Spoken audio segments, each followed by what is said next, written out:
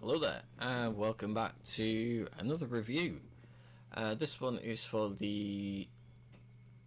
Suikoden 2, and then I'll be going over the achievements for the entire remastered collection.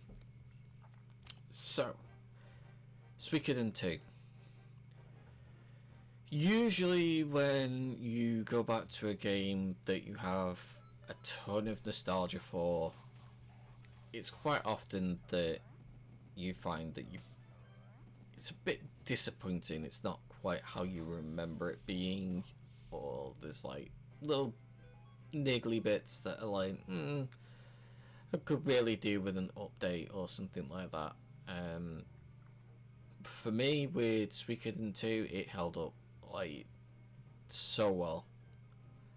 It's the first time I played the game for a good 25 years. I remember playing it during the summer in high school, back before getting a PlayStation 2. I got a copied version off a friend and played it to death over the summer. Never got the 108 stars ending, but you know, finished the game. Enjoyed the story.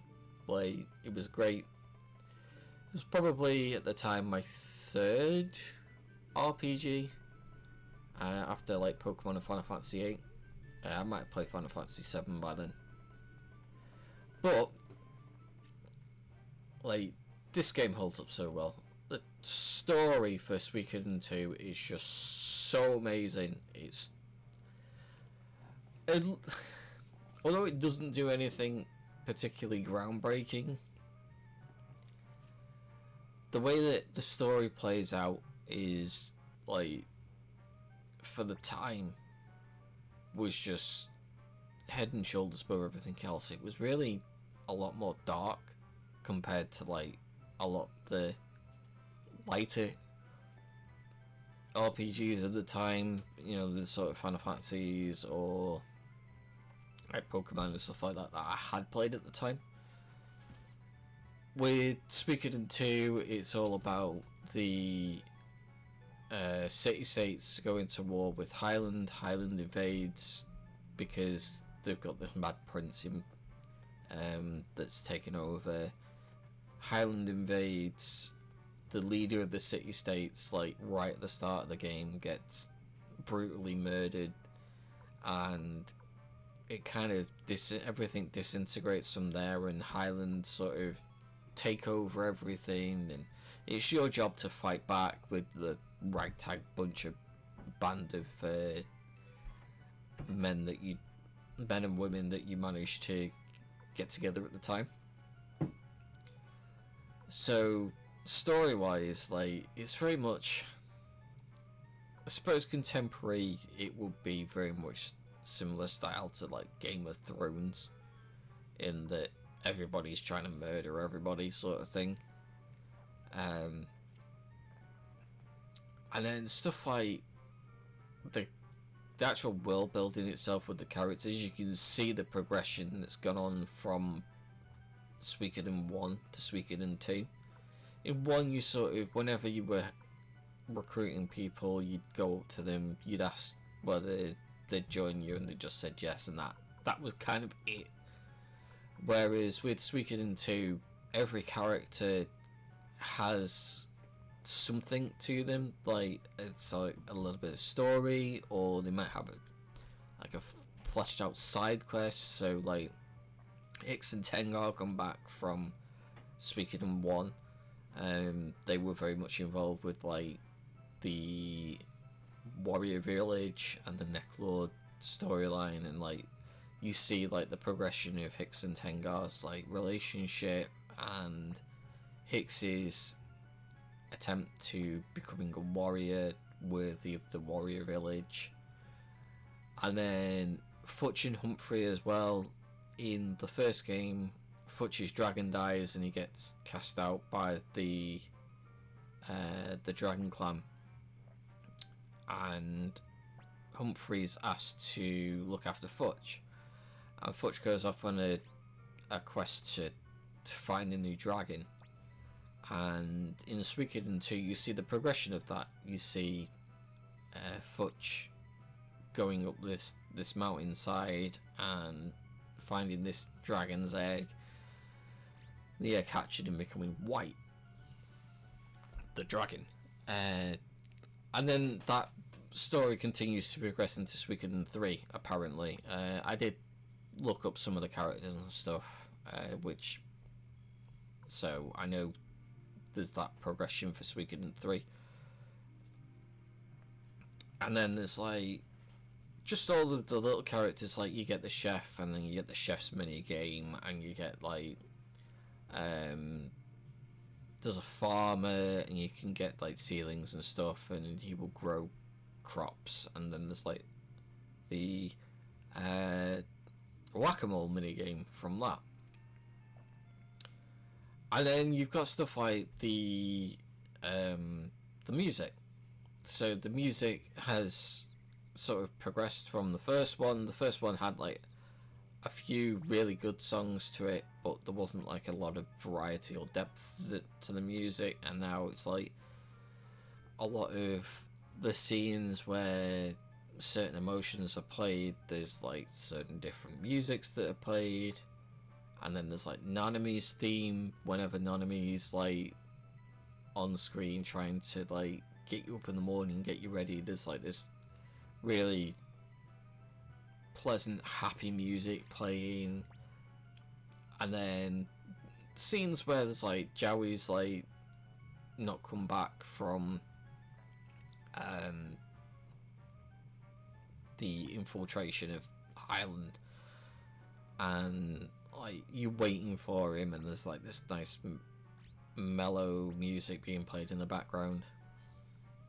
So the music's like, again, top notch. Like, and then so the quality of life updates as well. So you've got stuff like auto battle, and you start off with double speed, and then after doing so many battles, it unlocks triple speed as well.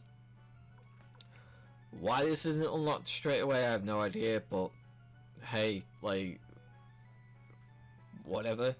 And then there's stuff like the progression as well with Suikoden is that whenever you go to a new area, there's monsters that you can fight that are like, oh, they're about our level, and it will level you up quite quick, but it'll only level you up to a certain point, and then the experience drops to like 5 experience per enemy, so that you can't over level, but you will be at a level where you can easily like manage the enemies in the area, so you don't have to grind to over level to defeat something, but at the same time you're never going to be over leveled so that it's too easy. So it's really well balanced in that way, rather than like Final Fantasy where you can over level, or Pokemon where you can over level and everything just becomes like ridiculously easy. But yeah, like as I said, Suikoden 2 is just like, it's an absolute all-timer. The only thing I could suggest is like, just go and play it. Like, if you're into RPGs in any way, shape or form, and you've never played Suikoden 2, absolutely 100% go and play it. Like, I can't recommend it enough, basically. But yeah, as always, we do look over the achievements as well for the game, and discuss various different bits and pieces as to where we can help out with that. So, okay, these are the achievements for the entire HD remaster. So most of these will start off with the Suikoden 1 achievements, and then it'll go on to Suikoden 2. Some of them cross over. Some of them can be obtained in either game. So this first achievement, first mission, received a mission from Craze. That's a story-related mission for Suikoden 1. And then you've got your first victory, won a battle for the first time. That can be obtained in either game, as can this one. first Unite attack. Unite attacks are something where 2 or more allies will join together to do a more powerful attack. There is like various different attacks during the game that are more helpful than others. Sometimes they'll do like 2 times damage, but one of the characters will be dizzy and knocked down, so they can't attack like the next turn, stuff like that. Yeah, Escape Gregminster, Leaving Home, that is story related. Night in Saturday, Said Farewell to Odessa, that is story related. Zombie Dragon Slayer, Defeated the Zombie Dragon, is again story related. Castle on Lake Torin, obtained the HQ in Suikoden 1. One of the biggest things for the Suikoden games is the HQs. In Suikoden 1, it's kind of just like an area where there's like shops and stuff. It's not overly fleshed out. And then like Suikoden 2, you get like various different mini games that are added as well. Like there's the cooking mini game, there's fishing, there's whack-a-mole, which I'll get onto soon. There's a dancing mini game. So there's kind of like some of the characters that were just kind of there get their own like little mini game that you can play. Commanded an army battle for the first time, debut deployment, that can be done in Suikoden 1 and 2. Duel, complete the duel for the first time, again can be done in Suikoden 1 or 2. All That We've Lost, Said Farewell to Gremio, that is story related for Suikoden 1. My Son defeated Tio McDowell in a duel, that is Suikoden 1 again, story related. Vanquished Necklord in Suikoden 1, Showdown with Necklord, story related. Day for Alliances, Become Allies with the Dragon Knights, is also story related. So, Painter for the Ages, complete Ivanov's painting. This one isn't story related, it's during your playthrough of Suikoden 1, in various chests and in some shops you can get paint items. There is, I think, 7 different paint items, it might be 8. So it's like green paint, blue paint, yellow paint, red paint, pink paint, black and white paint, I think is all of them. I can't remember whether there's any more than that. But basically, once you've recruited Ivanov, you go to him and you can give him the paint items, and he does a portrait basically of the game's cover art, and that gets you the achievement. You should have all of the paint for that by the time you get to Moravia, which is quite late on in the story anyway. So Showdown in Shazaradze. I butchered that. Defeated Sonya, that's story related. Complete Suikoden 1 on hard mode. I did this on my first playthrough. The only thing that particularly makes it difficult is the boss fights are much harder. Other than that, the game was not too difficult to finish on hard mode. For the first game, I think the only time I had to reset was the dragon zombie fight, but I did a little bit of grinding, got myself levels up, bought armor and did a bunch of weapon upgrades, and it was fine. The Gate Rune War, completed Suikoden 1. So that's most of the achievements for Suikoden 1. There is one more, which will be further up, which I missed, which is finished to get the true ending for completing the game with all 108 stars of destiny. I'll get onto that in a minute. The journey begins. Fled the fort with Joey. I assume it's Joey or Joey. I suppose Joey would make sense. Not entirely sure how to say his name, but for the sake of this, I'm just going to call him Joey. Mist Shade Shattered defeated the Mist Shade, that is story related. Die, you pig. Witness the massacre at Ryub Village, that is story related. The Rune of Beginning, obtain the Bright Shield rune, that is again story related. Joey's Return, Joey returned from the garrison, that is story related. Job well done, recruited Shrew. Recruited Shu, that is story related. North Window reclaimed, obtained the HQ in Suikoden 2, that is story related. On the trail of a mysterious woman, recruited Clive. So, Clive is the character that was in Suikoden 1. You recruit him, nothing else happens. In Suikoden 2, he gets a fully fleshed out side quest. Now, to complete Clive's side quest normally, you have to basically finish the game in under 20 hours. If you're doing it normally. With the remaster, there is an option in the options menu for you to turn the event timer off. The event timer is related to Clive. It will allow you to do Clive's side quest without having to worry about completing the game really quick. I think there'll be more on that in a minute anyway. Open for business, recruited Hayo. Hayo is a chef. He'll come up again in a minute. Manhood ceremony, recruited Tengar and Hicks in Suikoden 2. Again, this is something I touched on earlier, but Tengar and Hicks are returning characters from Suikoden 1. You get to see their story play out a little bit more. It's really cool the way that they've actually done that, in that some of the returning characters get more fleshed out stories. A lush field, built a garden. You need Tony for that. Tony is a farmer.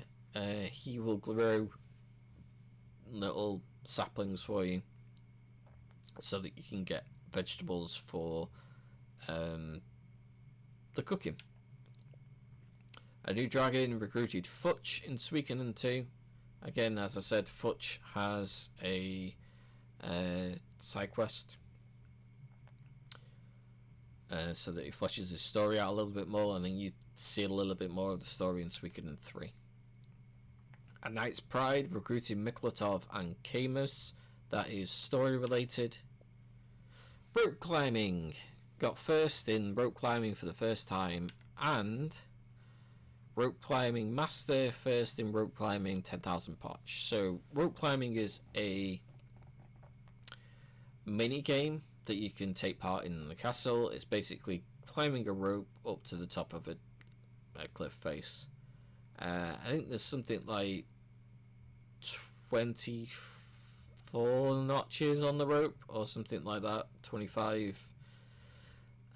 Basically, you have to climb up this rope. You roll a dice to climb up the rope. If you roll a 2 to 6, you climb that many spaces on the rope. If you roll a 1, you get knocked back down the rope. You can, at various points, put a marker down. If you get a 1 after the marker, it drops you down to wherever the marker is. The 10,000 potch one is the hardest one. I did it first time. It wasn't particularly difficult. It's completely RNG related though. So, just if you're struggling with it, just keep trying. Basically, potch isn't particularly difficult to come by, especially at the end of the game. Collected 4 types of livestock. So during the game, you recruit a character. I can't remember her name. I think it's Meg. That's probably completely wrong though. There is a little girl that you can recruit basically, and she will take over the farm. And then throughout the game, you can find various different livestock animals. Quite a lot of them are sold by farmers or various different people. They'll sell like piglets or calves and stuff like that. Or you can find them roaming around in villages. I know there was a chick in one of the ports that you could just pick up It's kind of on the beach. I can't remember the name of the town though. Yeah, you just need to get 4 of them. Recruited all 5 flying squirrels. So one, is he a Star of Destiny? One of the characters that you can get early on in the game is a flying squirrel with a red cape. Later on in the game, when you get to the Green Hill area, there are another 4 squirrels that you can recruit in battle.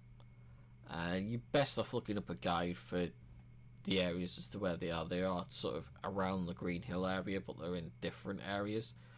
The easiest way to recruit these is by making sure that you don't have any other party members, so it's best off doing this sort of later in the game. So you go to the Green Hill area solo, and a squirrel will randomly just add itself to your team as you're walking around. You don't need to be in battle or anything like that for the squirrel to join your party. It will just join your party randomly. Use the telescope at headquarters. The telescope is near the library. So as you go into the town, your headquarters, you turn left and follow the screen that way until you get to the area where the library is.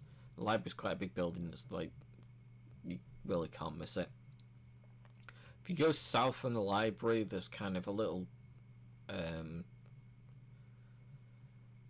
rounded bit to the wall that you can go in that's like a tower. You climb up the tower, there's a telescope on the top, activate the telescope, and yeah, I'll give you the achievement. Fishing minigame. Fledgling fisherman and fishing master for catching every type of fish and catching your first fish. So the fishing game, there is, I think it's 7 different things to catch. Different fish to catch. You can catch a boot as well. I don't know whether the boot counted. Doesn't say that it counts online in like guides and stuff, but it's basically you need to catch one of every type. So there are 3 fish that don't get added to your cooking ingredients, and there are 3 fish that are. There's like an oyster, a shrimp, and a whiteling. And then the ones that don't are a blowfish, a stonefish, and a squid. And then there's a salmon, which is like gets added to your ingredients, but is incredibly rare. The salmon's the hardest one to catch. That was the only one that I had difficulty catching. The fishing minigame is just basically you keep pressing the button to make sure that the line stays in like a green box on like a big line, if that makes sense. Yeah, I remember playing that a lot during that summer with my dad. He likes fishing minigames every so often. So made 100,000 pots through trading in Suikoden 2. The best way to do this is with the rope climbing minigame. You can get an item for 10,000 pots called the Celadon Urn. The Celadon Urn can be traded in Gregminster, once you get to Gregminster, for a lot of money.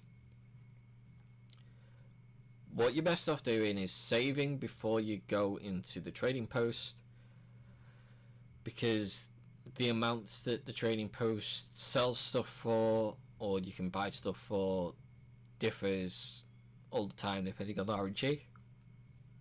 So save before you go in, see if it's selling for a good price. If you can sell them for a good price, sell them. If not, load your game, try again. I think I sold them for something like 29,000 a piece. So you get 4 of them, 100,000 pots, easy. One of the characters in there as well, you can recruit if you talk to him. Well, I suppose you kind of have to talk to him first. You can recruit the guy basically in the trading post if you've made 50,000 profit from trading, and obviously this achievement is for 100,000. Battle with the Mad Prince, defeated Luca Blight. Story related.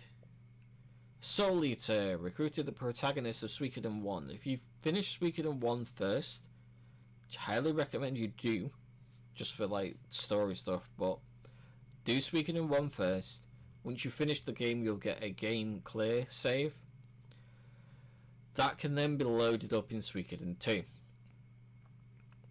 And then once you load that up, once you get to a certain point in the game, you can do a little side quest where you can recruit the protagonist from Suikoden 1.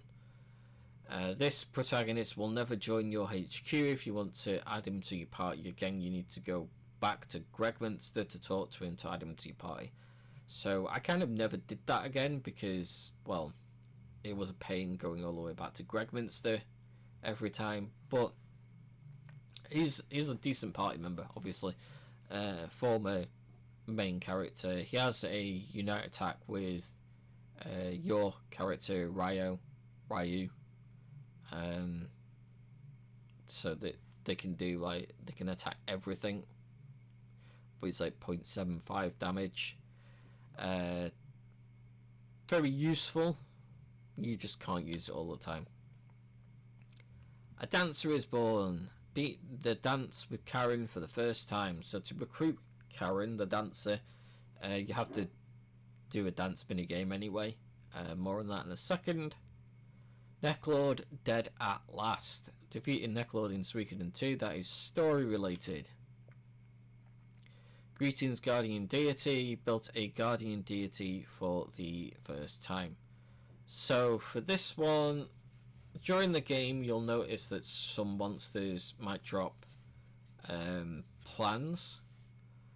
Might be like turtle plans or dragon plans, or you might find them in a box, like unicorn plans or rabbit plans, stuff like that. And I think there's like 4 for each of those. There is a character that you can recruit who, when you talk to him, will chisel the stone that is in the main sort of entrance area to the castle into a statue of whatever plans you decide to give him. Once you do this, the statue will then give you some sort of bonus. I got something like 50,000 potch, which obviously is not really useful by that time in the game, but yeah. The Fall of Rockaxe, make Rockaxe surrenders, story related. The Howling Voice Skill completed Clive's quest in Suikoden 2. This is right near the end of the game. Clive's quest takes place over the entire game. It's best off following a guide for it so that you don't miss the various different bits and pieces. But yeah, once you've recruited Clive, always have him in your party. And yeah, just like once you visit towns and stuff, check out the inns, and if you try not to do it with a guide, but I recommend using a guide for that one, to be honest. The boss blacksmith raised the hero's weapon to level 16 in Suikoden 2.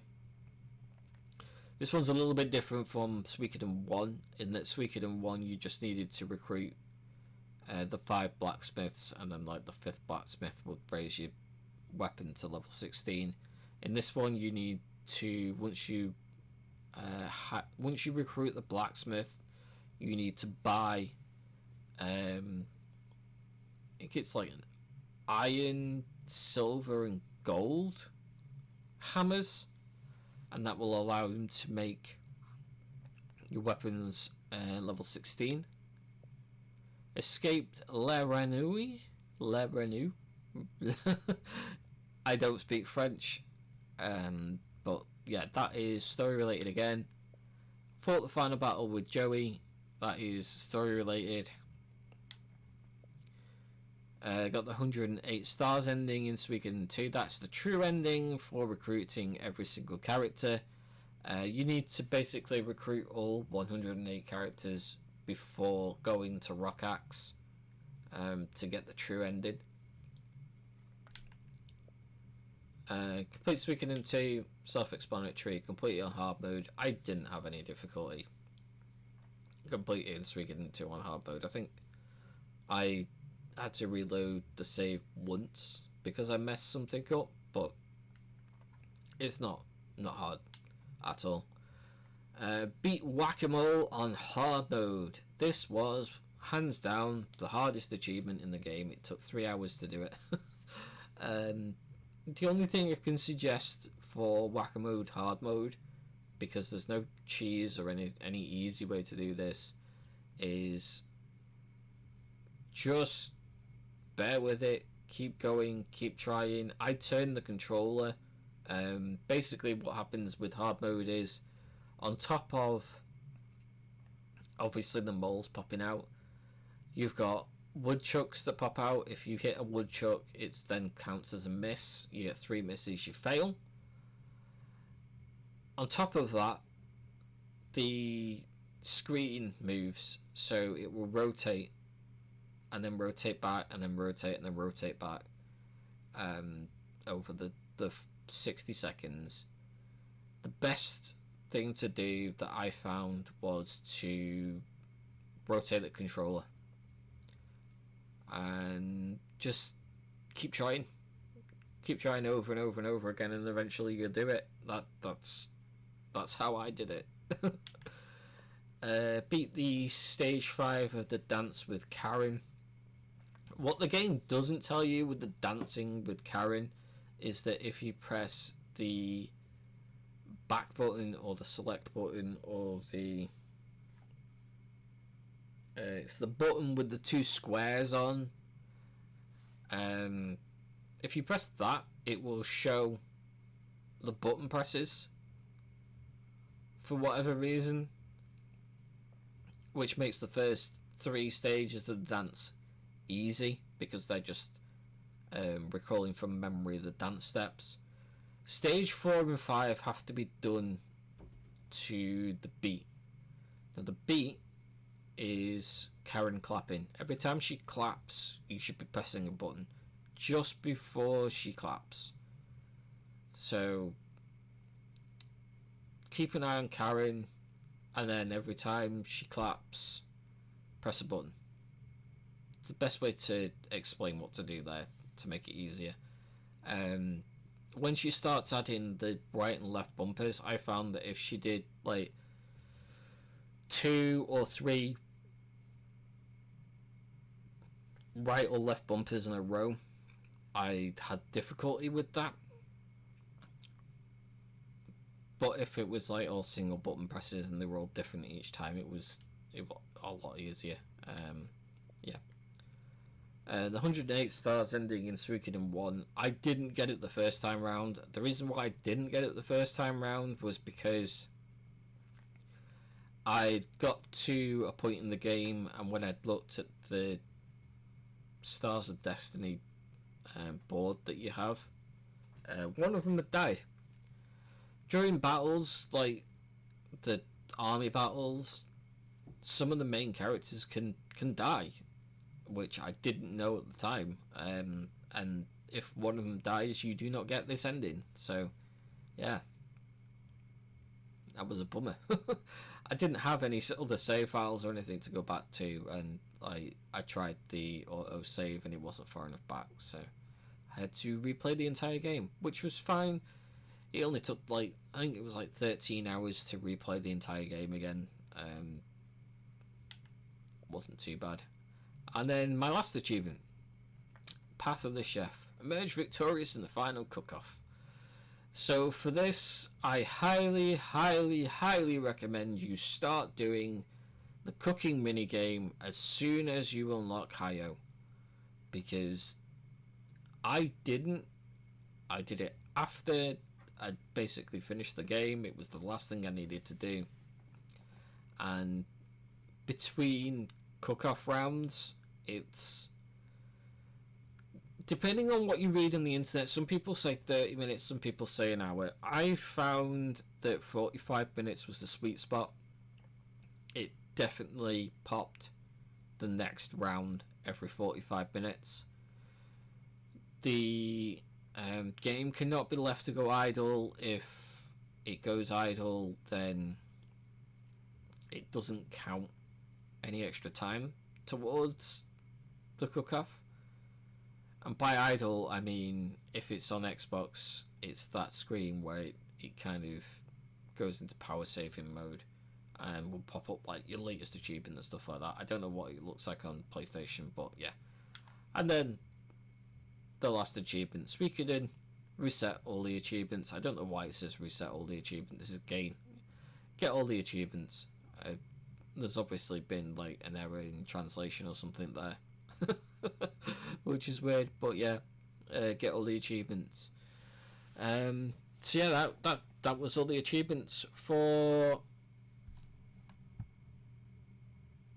the Suikoden HD remaster. So yeah, overall, I thoroughly enjoyed my time playing the Suikoden HD remasters. I highly, highly, highly recommend playing these if you are an RPG fan, or just generally looking into getting into RPGs. They've got such a good story that you can see like all of the little details being fleshed out and made better during like the sequel as well. And if you're looking for sort of like that sort of progression, and just yeah, for the price as well, it's just really worth it. I paid £43, and to like get a physical copy of Suikoden 1 and Suikoden 2 for like the PS1 these days, and you're looking at like £200. So yeah, it's well worth picking up the HD remasters. I could not recommend them enough. But yeah, that is an end to this review, I guess. Thank you for watching. Don't forget to like, comment, and subscribe. And I'll see you in the next review, which should be Avowed.